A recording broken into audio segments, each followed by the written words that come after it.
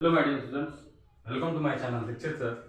I am Surya Dikshit and we are going to read about my dear students second lecture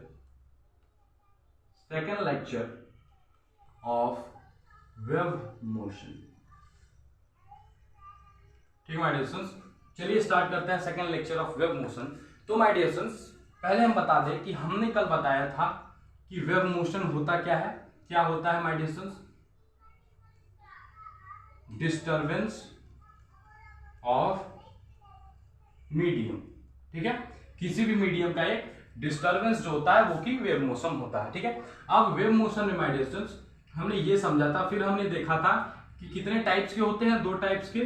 पहला होता है transverse, ठीक है, और दूसरा होता है माय डियर स्टूडेंट्स लॉन्गिट्यूडनल. ठीक है, तो transverse wave and longitudinal wave, ये दो तरह के हमने वेव देखे थे माय डियर स्टूडेंट्स. अब जरा आप खुद सोचिए कि क्या हो सकता है. जैसे में हमने क्या किया था, मट्टी का टुकड़ा थ्रो किया था किसी पॉन्ड में. ठीक है, तो इसके बाद खुद बताइए जरा कि कौन सा प्रोसेस होगा. क्या माय डियर स्टूडेंट्स कौन सा प्रोसेस होगा. हमने ये समझ लिया कि ये देखो ये हो रहा है, ये हमने यहाँ पे रॉक फेंका. ठीक है, और इसके बाद डिस्टर्बेंस क्लियरेंस हो रहा है. तो अब जरा बताइए माय डियर स्टूडेंट्स देख के कि ट्रांसवर्स वेव और लॉन्गिट्यूडनल वेव, ठीक है, ट्रांसवर्स वेव और लॉन्गिट्यूडनल वेव में अब नेक्स्ट प्रोसेस कैसा होने वाला है. क्या हम स्पीड फाइंड करेंगे कि जो ये वेव क्रिएशन हो रहा है उसका स्पीड क्या होगा. तो माय डियर स्टूडेंट्स हमारा जो नेक्स्ट टॉपिक है आज का सेकंड लेक्चर में, उसमें हम बहुत ही इंपॉर्टेंट चीज को बताने वाले हैं जो कि आपके क्लास 11 का सबसे इंपॉर्टेंट टॉपिक है. ठीक है माय डियर स्टूडेंट्स, तो चलिए स्टार्ट करते हैं. जरा सा ध्यान दीजिएगा. क्या हमने किसकी बात की? स्पीड ऑफ वेव्स की स्पीड, यानी कि वेव्स के मोशन के बारे में बात कर रहे हैं. तो सबसे पहले बात करते हैं किसकी, किस तरह के वेव्स की. सबसे पहले बात करते हैं ट्रांसवर्स वेव की. ट्रांसवर्स वेव की देखना my dear students, transverse wave के लिए कल हमने कंडीशन बताया था कि ये क्या होगा, 90 डिग्री पर मूव करेगा. क्या करेगा? 90 डिग्री पर मूव करेगा. ये परपेंडिकुलर होगा. ठीक है, ये परपेंडिकुलरली पर मूव करेगा. ये जो वैल्यू है इसकी, ये लैम्डा. ठीक है, तो हमने ट्रांसवर्स वेव के लिए ये कंडीशन बताया था कि ये परपेंडिकुलरली क्या करता है, मूव करता है आगे की तरफ. तो अब हमें समझना है कि जो ट्रांसवर्स वेव है इसकी स्पीड क्या होगी माय डियर स्टूडेंट्स. ठीक है, तो देखना इसकी स्पीड क्या होगी. इसकी स्पीड के लिए माय डियर स्टूडेंट्स, यानी कि वेलोसिटी के लिए, वेलोसिटी क्यों? क्योंकि क्या है, क्वांटिटी कौन सा है, वेक्टर क्वांटिटी है. ठीक है, तो अब देखना इसकी वेलोसिटी का फॉर्मूला होता है under root my dear students n upon density का रो. n अपॉन डेंसिटी का रो. अब ये पूछो कि n क्या है, यहां पे लिख लेना हियर. ये जो कैपिटल N है, ठीक है, इसे कोई लोग म्यू कहते हैं, तो n समझिए. ठीक ना, सिंपल सा n. ये क्या है, रिजिडिटी है. क्या है, रिजिडिटी. इसे क्या कहते हैं, मॉडुलस ऑफ रिजिडिटी. क्या कहते हैं माय डियर स्टूडेंट्स, इसे पूरी तरह से अगर बताएं तो इसे कहते हैं मॉडुलस ऑफ रिजिडिटी. ठीक है, इस n को क्या कहते हैं, मॉडुलस ऑफ रिजिडिटी. तो देखना ट्रांसवर्स वेव का जो वेलोसिटी का फॉर्मूला होगा मॉडुलस ऑफ रिजिडिटी अपॉन में डेंसिटी. क्या, किसमें, अंडर रूट में. ऐसा क्यों, अब देखना जरा. ये जो वेव है माय डियर स्टूडेंट्स, ये प्रोपोगेट हो रही है, तो जिस मीडियम में प्रोपोगेट होगी, किसमें, जिस मीडियम में प्रोपोगेट होगी उस मीडियम का अपना डेंसिटी होगा.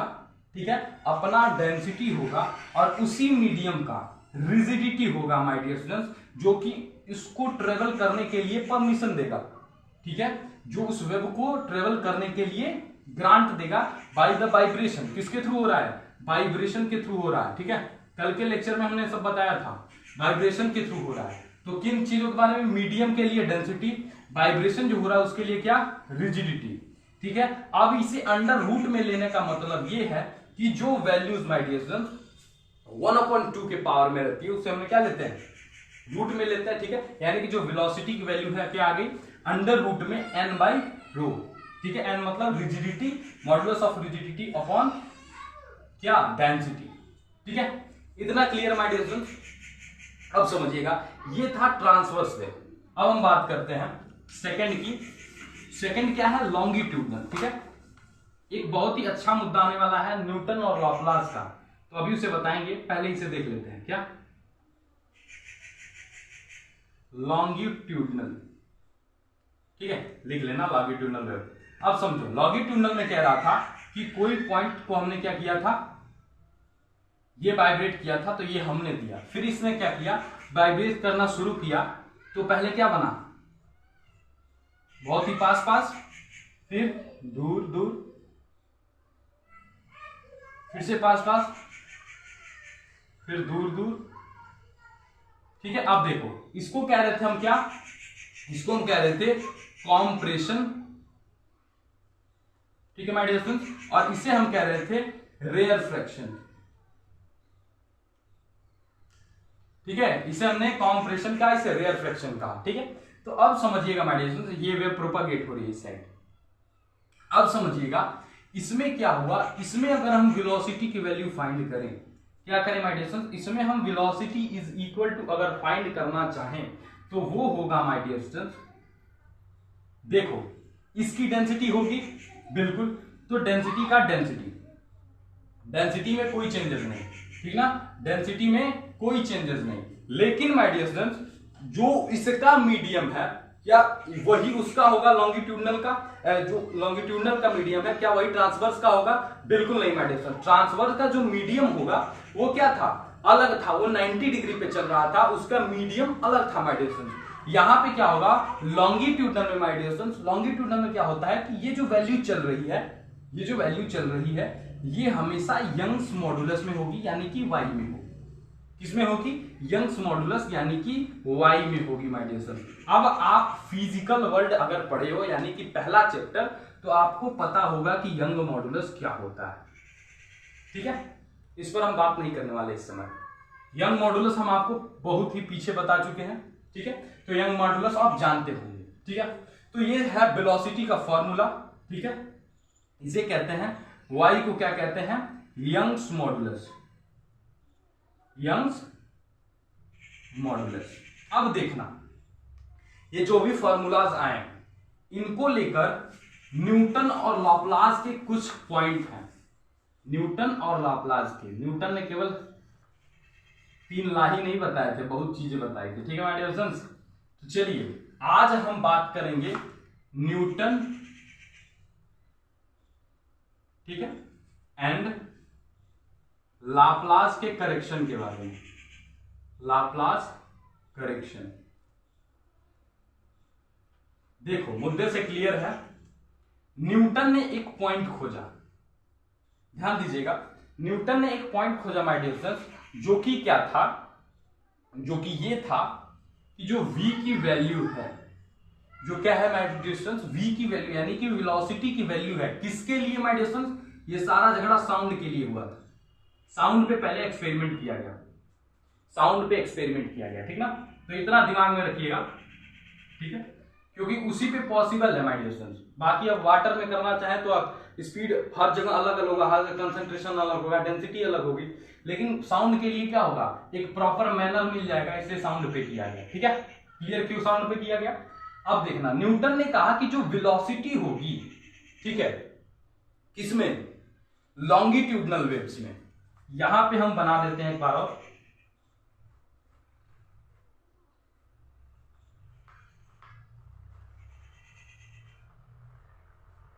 ऐसे कुछ वेव्स हैं, ठीक ना। उन्होंने कहा कि जो ये वैल्यूज हैं, ये जो कॉम्प्रेशन है, कॉम्प्रेशन क्या होगा my dear students, heat energy को क्रिएट करेगा, हीट एनर्जी को बढ़ाएगा और किधर दे देगा, सराउंडिंग में दे देगा, सराउंडिंग में, सराउंडिंग में। सराउंडिंग मतलब माय डियर स्टूडेंट्स, उस बॉडी को छोड़कर यूनिवर्स में जितने भी पार्ट्स होंगे उसमें क्या करेगा, वो दे देगा, यानी एनर्जी को वो दे दे रहा है। फिर क्या होगा, इसमें लॉ ऑफ कूलिंग लगेगी, फिर क्या करेगा, उस कूलिंग को दे देगा, मतलब ऐसे धीरे धीरे करके वो वेव एट द लास्ट उसकी एनर्जी खत्म हो जाएगी। इस चीज को कहा था न्यूटन ने, ठीक है। तो उसके लिए इन्होंने माय डियर स्टूडेंट्स फॉर्मूला बनाया था कि v वेलोसिटी जो होगी वो होगी k आइसोथर्मल। आइसोथर्मल का मतलब समझ रहे हो ना, वही कंप्रेशन और रेयरफेक्शन में होगा चेंजेस, क्या कि ये क्या करेगा, सिस्टम को देगा और ये सिस्टम से लेगा, मतलब ये सराउंडिंग को देगा, ये सराउंडिंग से लेगा, ऐसे ही क्या चलेगा, ये प्रोसेस चलता रहेगा। किसमें, कौन लेगा, लेगा कौन, रेयरफेक्शन, देगा कौन, कंप्रेशन, ठीक है। तो ये सराउंडिंग के थ्रू ऐसा चलता रहेगा। तो न्यूटन ने कहा कि जो वेलोसिटी होगी √k आइसोथर्मल, ठीक है, आइसो प्रोसेस के थ्रू, डेंसिटी के थ्रू होगी। डेंसिटी तो उस मीडियम का होगा भैया। देखो हमने कहा था आपको पहले लेक्चर में कि without medium wave is not possible, बिना मीडियम के वेव पॉसिबल नहीं है, यानी कि हर फॉर्मूले में मीडियम होगा। अब देखना, ये फॉर्मूला आया न्यूटन के थ्रू, ठीक है, और इस फॉर्मूले के थ्रू माय डियर स्टूडेंट्स जब इसे सॉल्व किया गया तो साउंड पर मरकरी के अंदर फाइंड किया गया, ठीक है। तो मरकरी के लिए इसका सबसे पहला जो फॉर्मूला आया, जो वैल्यू आई माय डियर स्टूडेंट्स, वो थी 280 metre per second, 280 metre per second, जो साउंड की क्या आई माय डियर स्टूडेंट्स, स्पीड आई, किसके थ्रू, न्यूटन के थ्रू। न्यूटन ने जो साउंड की स्पीड बताई माय डियर स्टूडेंट्स वो क्या थी, 280 मीटर पर सेकेंड, ठीक है। जो कि जो एक्चुअल वैल्यू बताई गई थी, ठीक है, जो एक्चुअल वैल्यू थी, एक्सपेरिमेंटल वैल्यू, वो थी 332.5 मीटर पर सेकेंड, दशमलव का मतलब पॉइंट, ठीक है। अब देखना, ये क्या था, एक्चुअल वैल्यू थी, ठीक है, लेकिन my dear students experimental value ये आ रही थी। ध्यान से समझिएगा, न्यूटन की एक्सपेरिमेंटल वैल्यू आ रही थी 280 मीटर पर सेकेंड, लेकिन जो एक्चुअल वैल्यू होती है वो होती है 332.5 मीटर पर सेकेंड। तो इसे बताने वाला कौन था, सर जी ये लैब में दिखा गया था। क्या किया गया था, लैब में देखा गया था, लैब में इसे देखा गया था। ये किसकी थ्योरेटिकल वैल्यू थी, थ्योरेटिकल वैल्यू थी, जो पहला फॉर्मूला हमने अभी बताया n/p से देखा गया था ये स्पीड। अब देखना माय डियर फ्रेंड्स, यानी कि कुछ ना कुछ गड़बड़ी थी, ठीक है, न्यूटन के लॉ में कुछ ना कुछ गड़बड़ी थी, ठीक है। इसीलिए क्या हुआ माय डियर फ्रेंड्स, वो गड़बड़ी क्या थी अभी बताते हैं। न्यूटन ने इस चीज को कहा कि चलिए भैया अप्रॉक्सीमेट जो वैल्यू है हमारी वो सही है, जो कि बिल्कुल गलत बात थी। तो इसलिए माय डियर फ्रेंड्स इस न्यूटन की थ्योरी को लॉपलास ने कहा कि गलत है। क्यों कहा, इन्होंने एज्यूम किया था कि ये आइसोथर्मल है, इस बात को मत भूलिएगा, आइसो है, ठीक ना। लेकिन लाप्लास ने क्या किया माय डियर फ्रेंड्स, तो चलिए न्यूटन के बारे में समझ लेना कि न्यूटन ने क्या किया। वी की एक फॉर्मूला थी वेलोसिटी की, जिसके through 280 metre per second sound की स्पीड आ रही थी, ठीक है, किसमें, कॉम्प्रेशन रेयरफेक्शन यानी लॉन्गिट्यूडनल वेव्स के लिए। अब देखना फिर क्या हुआ माय डियर स्टूडेंट्स, फिर लाप्लास ने अपने करेक्शन को दिया। इन्होंने कहा कि जो कॉम्प्रेशन और रेयरफेक्शन चल रहा है माय डियर स्टूडेंट्स, उस कॉम्प्रेशन और रेयरफेक्शन में एनर्जी देने लेने की बात नहीं करेंगे हम। क्यों, उन्होंने कहा कि कोई भी मीडियम किसी को एनर्जी तभी दे सकता है जब क्या हो, या तो वो उसके कंपैरिजन में हाइयर हो या लोअर हो, ठीक है। जैसे मान लीजिए अगर हम 100 डिग्री सेल्सियस के हैं तो हम धीरे धीरे हमारा तापमान इसके रूम टेम्परेचर में आना चाहेगा, ठीक है। तो क्या होगा माय डियर स्टूडेंट्स, ऐसा लाप्लास ने कहा कि ये करेक्शन पॉसिबल क्या था, नहीं था, क्योंकि आइसोथर्मल होना पॉसिबल नहीं था, आइसोथर्मल किसी बॉडी का होना वहां पे पॉसिबल नहीं था माय डियर स्टूडेंट्स। तो लाप्लास ने कहा कि जो वेलोसिटी होगी, जो वेव की वेलोसिटी होगी वो क्या होगी, वो होगी अंडर रूट। अब देखना, उन्होंने कहा था कि ये आइसोथर्मल होगा, उन्होंने कहा था कि ये आइसोथर्मल होगा, और इन्होंने कहा ये एडियाबेटिक होगा। क्या होगा, एडियाबेटिक होगा। अब देखो बवाल बढ़ गया, डेंसिटी होगा ही क्योंकि मीडियम इज कंपल्सरी। ये क्या है, मीडियम, ये इन्होंने नया करेक्शन किया, ये क्या है, करेक्शन, ये लाप्लास का करेक्शन है कि वहां पे आइसोथर्मल ना हो के एडियाबेटिक होगा। हमने पीछे न्यूटन के फॉर्मूले में क्या लिखा था, कि आइसो लिखा था, ठीक है, यानी कि आइसोथर्मल। करेक्शन किया लाप्लास ने, वहां पे क्या लिखा, एडियाबेटिक प्रोसेस लगेगा, ठीक है। और इसके थ्रू माय डियर स्टूडेंट जो वेलोसिटी की वैल्यू आई वो आई 332.5 मीटर पर सेकेंड, यानी कि जो एक्चुअल वैल्यू थी, जो कि वैल्यू क्या थी, हमें थ्योरेटिकली मिल रही थी, वही हमें क्या मिलने लगी, एक्सपेरिमेंटली मिलने लगी माय डियर स्टूडेंट्स। इसके थ्रू क्या हो गया, लाप्लास का करेक्शन ट्रू माना गया। क्या हुआ, लाप्लास का करेक्शन ट्रू माना गया माय डियर स्टूडेंट्स। और इससे ये सिद्ध हुआ कि जो न्यूटन का कॉन्सेप्ट था किसके प्रति, कॉम्प्रेशन, रिफ्रैक्शन, लॉन्गिट्यूडनल वेव्स के प्रति, ठीक है। तो लॉन्गिट्यूडनल वेव्स के प्रति जो उनका आइसोथर्मल मानना वो गलत था। लाप्लास ने केवल इतना कहा कि जो इनकी अज्यूमिंग है, इन्होंने क्या किया था, अज्यूम किया था। न्यूटन ने क्या assume that is the isothermal process, और उनका वैल्यू 280 आ गया।